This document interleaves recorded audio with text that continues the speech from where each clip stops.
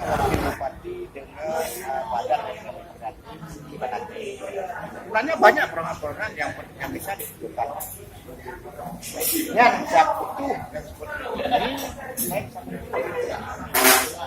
banyak dalam rangka pembinaan. Ini bahagian dari ekonomi kreatif.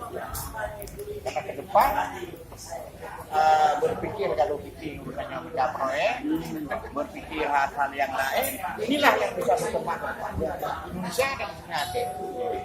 Nanti kadang-kadang mengira kita bapak adanya ini kemana? Inilah anak saya yang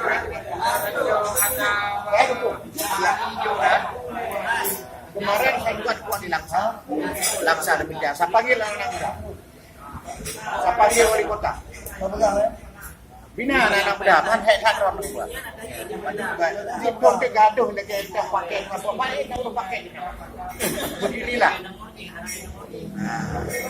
Ini yang kadang kemadung tadi pakai ini anak ekonomi kreatif.